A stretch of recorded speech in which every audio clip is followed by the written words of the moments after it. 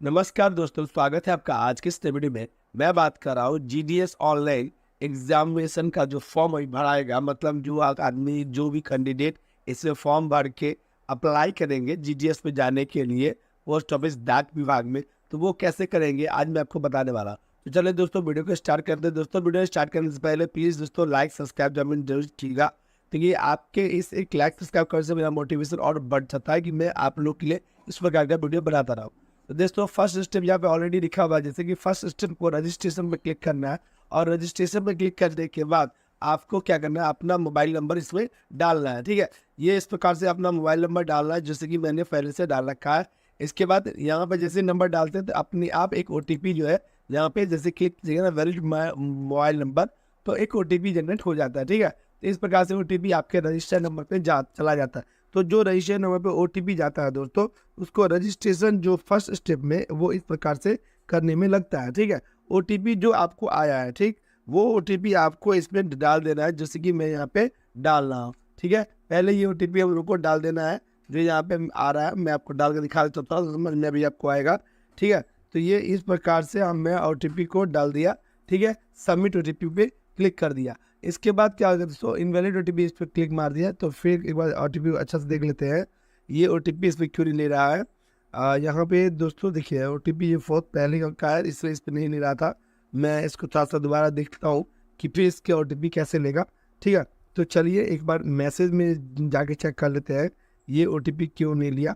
ठीक है, चलिए ये OTP बता रहा था दोस्तों कि OTP मेरा गलती था, तो मैं एक बार फिर से OTP को जो है डाल देता हूँ। ये इस प्रकार से OTP हो गया मेरा।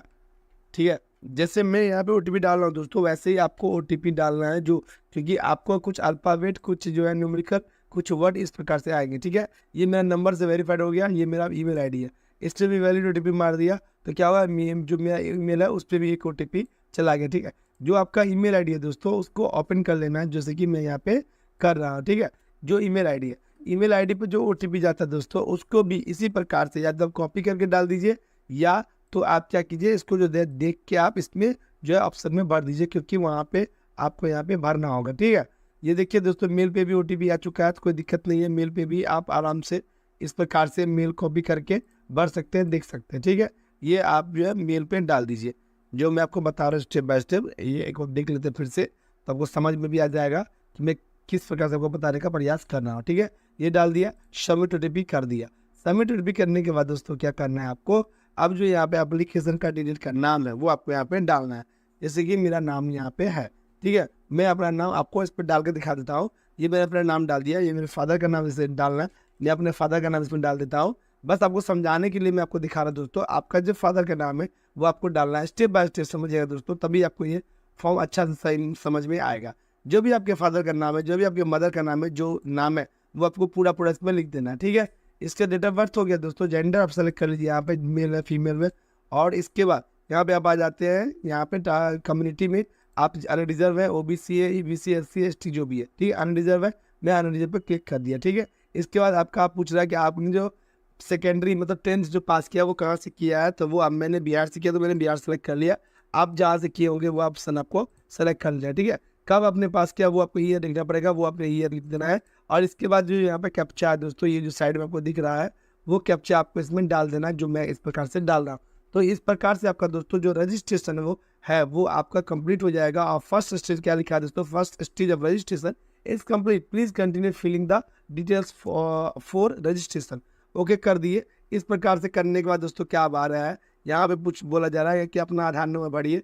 अगर यहाँ पे स्टार मार्कर नहीं है दोस्तों, अगर है तो डाल दीजिए, नहीं है तो नहीं डालना स्टार मार्कर में। ठीक है, आधार नंबर।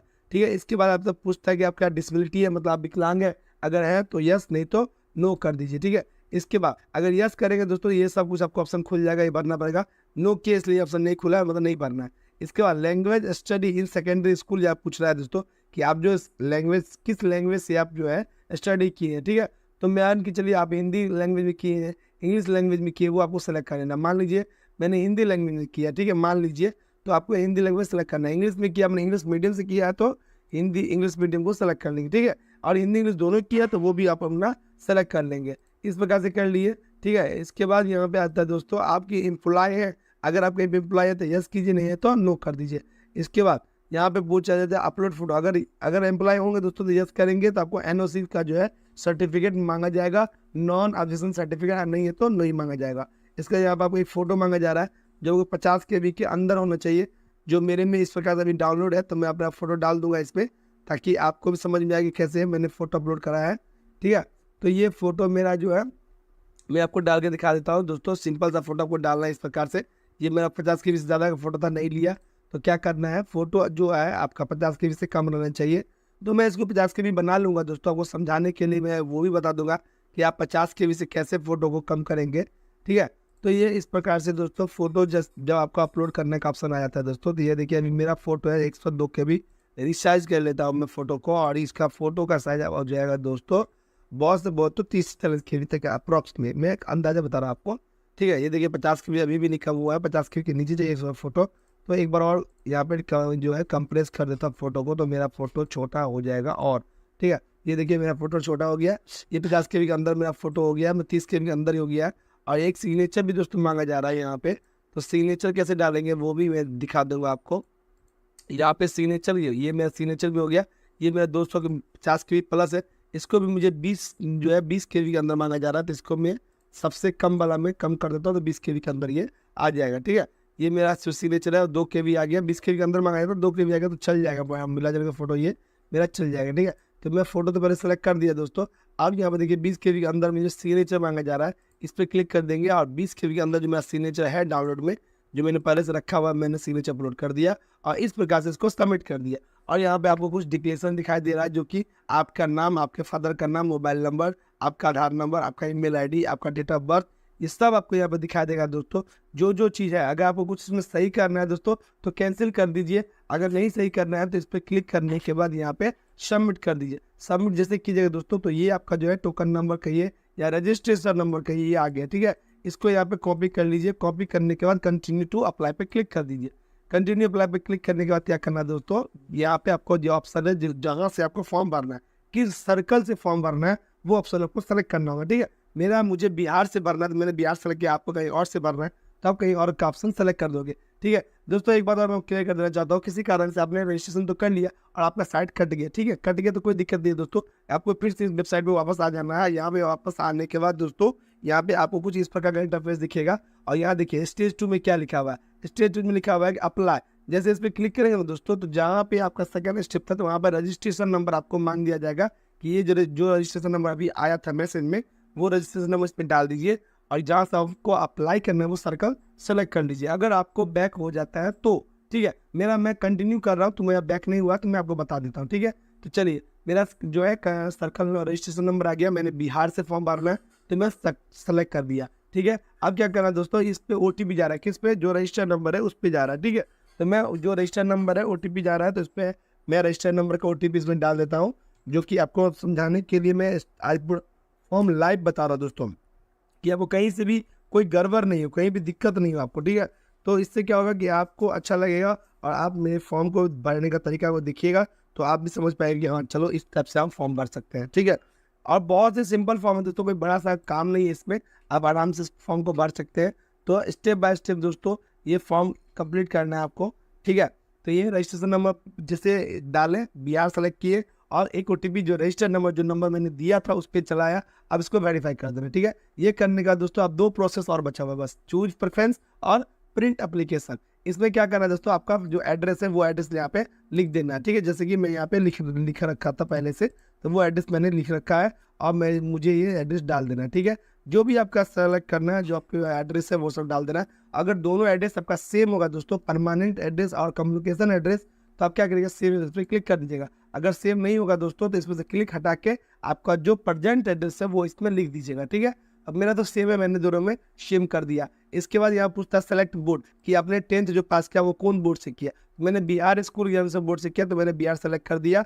और अगर आप CBSE बोर्ड से है तो CBSE को सेलेक्ट कर लेंगे, जो भी ऑप्शन यहाँ पे दिया गया। ठीक है, चलिए इसके बाद जो रिजल्ट आपका आया वो मार्क्स में आया, तो चलो मार्क्स को सेलेक्ट करते हैं। अब यहाँ पे बोला जा रहा है दोस्तों कि ये जो इंग्लिश है, इंग्लिश का नंबर इंक्लूड नहीं होगा, मगर इंग्लिश में आपको पास होना जरूरी है। अगर पास नहीं होंगे दोस्तों तो आपको इस फॉर्म को नहीं भर पाएंगे। ठीक है, मेरा 28 नंबर था दोस्तों, मैंने ट्राई करा था एक बार डाल के, तो ये नंबर नहीं लिया था। ठीक है, तो लास्ट में मुझे बस ट्राई करने के लिए, मैंने समझाने के लिए इसमें फिर 30 का ऑप्शन डाला, तभी ये फॉर्म को कंप्लीट हुआ। तो मतलब आपको कम से कम 30 नंबर रहेगा तभी आप ये फॉर्म भर सकते हैं, नहीं तो नहीं भर सकते 10th में। मतलब इंग्लिश में पास होना अनिवार्य है इस फॉर्म में, ठीक है। चलिए, इसका सेलेक्ट सब्जेक्ट में आते हैं। आपका हिंदी है, MIL इंग्लिश है, जो भी है सब्जेक्ट वो सेलेक्ट करना है। मेरा तो MIL हिंदी था, मैंने सेलेक्ट कर लिया, ठीक है।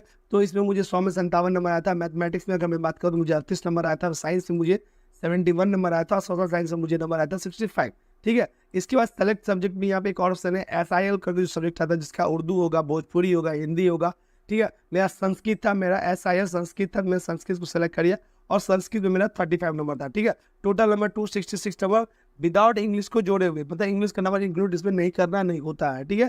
तो ये कर दिए, तभी जाके सेव एंड कंटिन्यू पर क्लिक कर दिए। दोस्तों अगर आपका नंबर जो है ना वो अगर उसमें कम मतलब नहीं होगा ना, तो वो इंक्लूड नहीं होगा, ठीक है, वो ध्यान रखिएगा, ठीक है। चलिए, ये देखिए अभी भी फिर मेरा जो है ऑप्शन यहाँ पे कुछ ना कुछ फॉलो कर रहा है, तो मैं एक बार दिखाने के लिए वो प्रयास कर रहा हूँ। अभी मैं उस समय 28 डाला था तो नहीं लिया था। ये देखिए सब्जेक्ट की बात यहाँ पे हो रही है, एक बार सब्जेक्ट को फिर से देख लेते हैं। यहाँ पे सब्जेक्ट मैंने सेलेक्ट कर रखा है सबका सब, ठीक है। ये देखिए मैथ्स में सेलेक्ट कर दिया, यहाँ पे मैं इंग्लिश के लिए यहाँ पे ऑप्शन आ रहा था 30 पे डाल दिया। सेव एंड कंटिन्यू करेंगे। CGPA score should not be greater than 10, ठीक है। ये इस पर कुछ लिख रहा है, वो समझ में भी नहीं आ रहा है, तो मैं एक बार इसको हटा देता हूँ, एक बार देखता हूँ इसमें क्या लिखता है। डालने का देखिए ऑलरेडी अपने आप ले लिया दोस्तों, सॉरी दोस्तों, ये नंबर डालने का ऑलरेडी अपने आप वो आगे बढ़ चुका है, कोई दिक्कत नहीं है। आपको जो ऐड करके तो होता है नंबर, वो आपको नहीं डालना था, मैंने डाल दिया था, वो आपको ऐड करके नंबर नहीं डालना था, ठीक है, वो मैंने हटा दिया। अब आ गया दोस्तों कि आपको जो फॉर्म भरा है बिहार में, तो बिहार में कहाँ जॉब करना है आपको, ठीक है। ये ऑप्शन आ गया सेलेक्ट डिवीजन, ये डिवीजन आपको चेक करने बोला, तो मुझे करना दरभंगा डिवीजन में, ठीक है। मैंने दरभंगा डिवीजन सेलेक्ट कर लिया। अब देखिए दोस्तों दरभंगा डिवीजन में इतना सारा ऑप्शन है, ठीक है, 1 page 2 page 3 page 4 page 5 page 6 page, इतना सारा ऑप्शन है। तो आपको जो करना है वो समझिए दोस्तों। यहाँ पे क्या दिखा है कि दरभंगा डिवीजन अहियारी BO, तो यहाँ पे जैसे कीजिएगा दोस्तों सपोज दैट, तो यहाँ पे 10,000 का जो है पेमेंट मतलब इसका है अनरिजर्व के लिए, कहीं पे 12,000 है, कहीं पे 10,000, कहीं 12,000, इस प्रकार से। अब आपको इसमें ऑप्शन सेलेक्ट करना है कि आपको पहले क्या रखना है, ठीक है। मान लीजिए हमको दरभंगा डिवीजन में बेनीबाद को पहले रखना है, तो हम क्या करेंगे, बेनीबाद का जो ऑप्शन है इसमें 10 पहले लिख देंगे, ठीक है। 10वां नंबर पहले हमको चाहिए, ठीक है। इसके बाद फिर इस प्रकार से मुझे दूसरा चाहिए, फिर मुझे तीसरा चाहिए, ठीक है। तो इस प्रकार से जो है डिवीजन आपको सेलेक्ट करना होगा, जो आपको पहले चाहिए वो ऑप्शन आप पहले लिख लीजिए, और इस प्रकार से स्टेप बाय स्टेप आपको भरना पड़ेगा जो डिवीजन है इसमें वो। तो स्टेप बाय स्टेप जैसे डिवीजन सबको कंप्लीट कर देंगे, जितना डिवीजन लिखा हुआ है ये सब कंप्लीट करने के बाद एक स्टेप बाय स्टेप आप इसमें दोस्तों आप 5, 6, 10, 20 जितना मन आपका चाहे उतना भर सकते हैं, कोई दिक्कत कोई परेशानी नहीं है, ठीक है। मुझे 2 ही 3 भरना था, मैं समझाने के लिए आपको बता रहा था, तो मैंने 2-3 भर दिया। और इसके करने के बाद यहाँ पे सर्कल सेलेक्ट कर लिया, डिवीजन सेलेक्ट कर लिया, और आई एग्री पे क्लिक किया। सेव एंड प्रोसीड करने के बाद सीधा आप जो है ऑप्शन आ जाएगा पेमेंट वाला पे, और मुझे पेमेंट करने का ऑप्शन दे दिया जाएगा, जो कि मुझे करना पड़ेगा, ठीक है। ये ऑप्शन देखो दोस्तों, ये जो मैंने नहीं भरा है, तो मुझे लग रहा है कि ये बोला जा रहा है कि इसको आप कंप्लीट कीजिए तभी आप इसको आगे भर सकते हैं। तो मैं एक बार कंप्लीट कर देता हूँ, कोई दिक्कत नहीं है, क्योंकि फॉर्म भरने से ठीक परेशानी होने वाली है, ठीक है। तो चलिए ये कर दिया, सेव एंड कंटिन्यू करते हैं। सेव एंड कंटिन्यू करने का some preference are missing in order please check, इसमें कुछ मिसिंग कर रहा है, तो हम देख लेते हैं, इसको छोड़ देते हैं, ठीक है। ये एक बार नेक्स्ट कर देते हैं। थोड़ा सा प्रॉब्लम कभी कभी आ जाता है, कोई दिक्कत वाली बात नहीं है, ठीक है। फिर भी बार बार ऐसे ही बताया जा रहा है। ये देखिए 1, 2, 3, 4 करके मैंने भर रहा था, ये आप यहाँ पे आप एक बार एक दे दीजिए, क्योंकि एक ऑप्शन नहीं चुना था, मैं एक आप देता, अब नहीं लेगा दोस्तों। देखिए एक बार उस समय नहीं चुना था, तो इसलिए नहीं ले रहा था, ठीक। अब हो गया, क्या लिखा, data submit successfully, please after जो है आप फिर पेमेंट का पेमेंट कीजिए, और आपका फॉर्म जो है कंप्लीट हो गया। ये सब कंप्लीट हो गया, आप सीधा आ गया पेमेंट पर, मेक पेमेंट पर।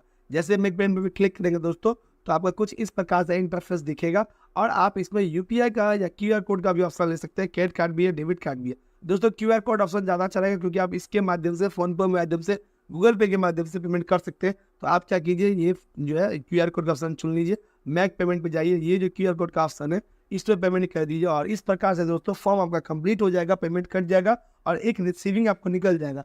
इस प्रकार से दोस्तों आप जो है पोस्ट ऑफिस GDS का फॉर्म स्टेप बाय स्टेप भर सकते हैं। अगर कहीं दिक्कत कोई परेशानी अगर आ जाता है दोस्तों, आप मुझे कमेंट कीजिए, मैसेज कीजिए, मैं जरूर इसका रिप्लाई दूंगा। थैंक यू दोस्तों।